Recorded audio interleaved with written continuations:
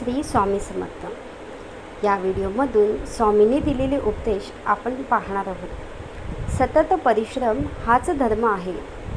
आपले कर्तव्य कर्म करून नेहमी महाराजांची भक्ती करावी अशी त्यांची इच्छा असे।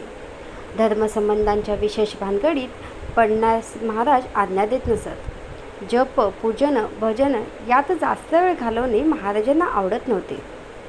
उगीच वैराग्याचा वेश करून भांग गांजात राहणारे पोठाती साधूंचा महाराज मनापासून तिटकारा करीत। श्रम करून पोट भरावे असाच त्यांचा उपदेश असे।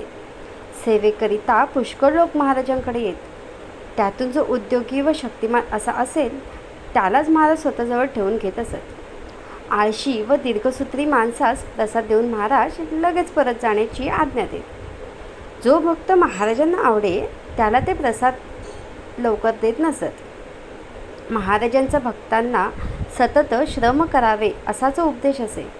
वास्तविक या जगात उद्योगी मनुष्य सुखी होतो, आळशी माणसांचे हालच होतात। जगदीशांची इच्छा श्रम करून ह्या जगाची रहाटी कायम ठेवावी अशीच आहे। म्हणूनच गीतेसारख्या आपल्या महान ग्रंथात स्वधर्म हा मोठा श्रेयस्कर मानला आहे।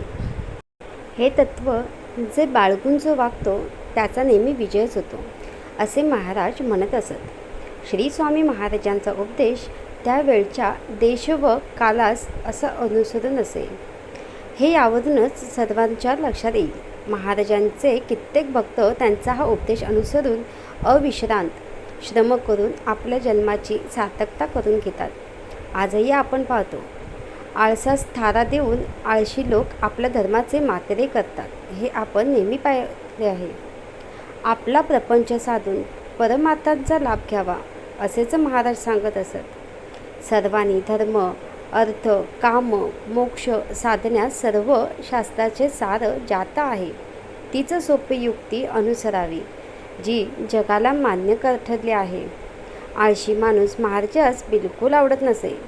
आळशी माणसांचे तोंड पाहू नये असे महाराज म्हणत असत। कोणी ढोंगी पोठाती महाराजांच्या दर्शनास आला